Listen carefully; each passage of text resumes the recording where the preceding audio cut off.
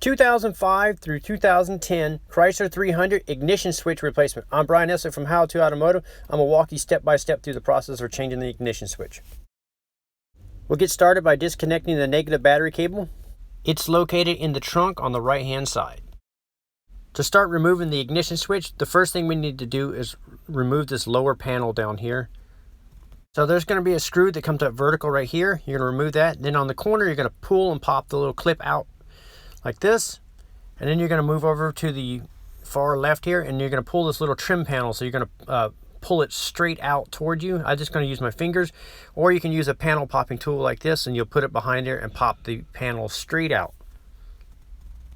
So when you do this, you want to try to get the top and bottom to come out evenly and pull it straight out like this.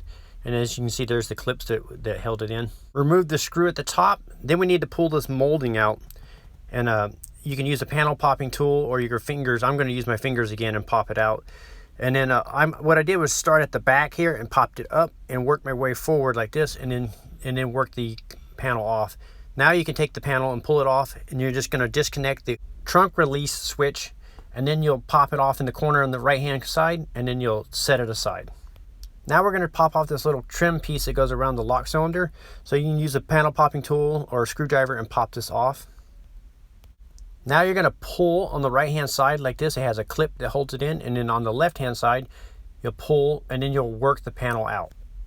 We're going to remove this metal plate. So there's going to be 4 10mm bolts holding it on. So you remove the 4 bolts and then take the plate off and set aside. So we're going to remove the nut here, and there's going to be a nut that comes up vertical that we need to remove. Once you get all those removed, then we can just pull the switch out in this area where we can work on it a little better. Now that you got the mounting screws loose, you can take the switch and rotate it clockwise just a little bit, and that gives us a little bit more access to get the electrical connector off. So we're going to look around the back, and we're going to pop the electrical connector off. The first thing we're going to do is take this little red tab here and pull it towards you, and then you're going to squeeze the electrical connector and pull straight down and off.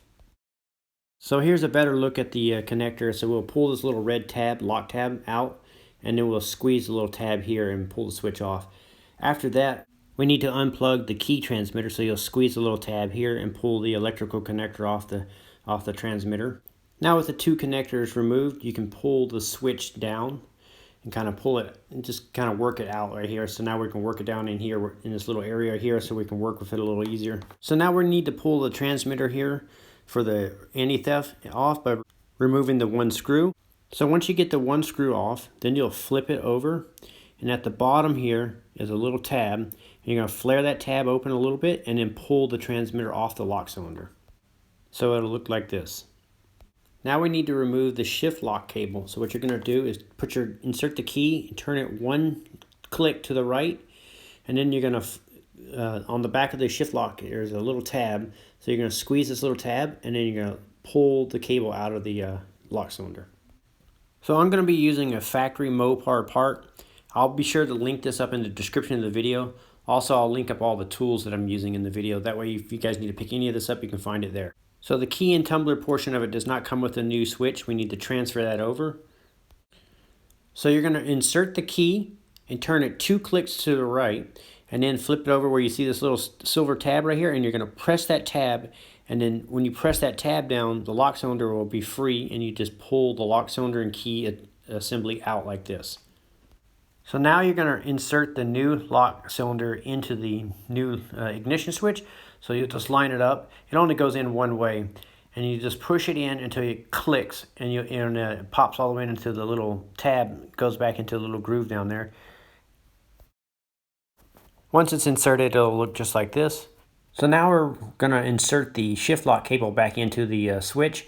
So what you need to do is turn the ignition switch 2 clicks to the right, and then we'll take the shift lock cable here and line it up with a tab and push it in.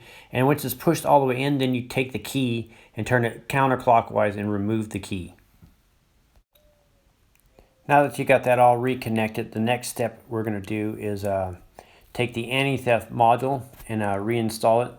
So you'll take the module and you'll line it up with the little tab on the bottom here, or also with the screw hole on the top, and you push it on until it clicks. So you push it on until it clicks like this. Then you'll flip it over and install the screw. I'm gonna go ahead and feed it back into the So now I'm going to push the ignition switch back up in its general area where it was originally located. And then I'm going to plug in the anti-theft module. Now I'm going to take the ignition switch and lock cylinder assembly here, reach around the back and kind of just push it back into its original spot and line up the bolts or the studs through the frame of the dash here. And then once that's mounted, I'll go ahead and put the 2 nuts on, or the 3 nuts back on, and tighten those back up. So now that the ignition switch is remounted and secure, the next step is to plug in the main electrical connector here. So you'll just reach around back here and plug it in. And once you get it pushed in and plugged in all the way, you'll take the red lock tab and push it over to towards the passenger side and lock it in place. Now you're ready to put the metal bracket back on with the 4 screws. Next, we'll take this top cover here and work it over the steering column and put it in place and push it on left and right hand side. Now we're going to take the cover that went around the lock cylinder and line it up and push it on until it clicks into place. Now we're going to take the lower cover here and put it on. So we're going to plug in the trunk switch here, and then we're going to line up the tabs here and push it on and put it in place. Start the screw there and then the vertical screw here. Now you're going to take this trim piece here, line it up with the tab and push on until you hear it click. Now you can take the door spill molding here and you can put it in position. So you're going to tuck it underneath on the front there, and then once you get it all tucked in, you'll line it up and just push it down until it locks into place. After that, you can reconnect your negative battery cable. Now you can insert the key and start her up and make sure everything works fine. I will link up all the parts and the tools that I use in this video in the description, and that'll complete the job of replacing the ignition switch on a 2005 through 2010 Chrysler 300. I'm Brian Esser from How To Automotive. I'd like to thank you guys for watching my videos.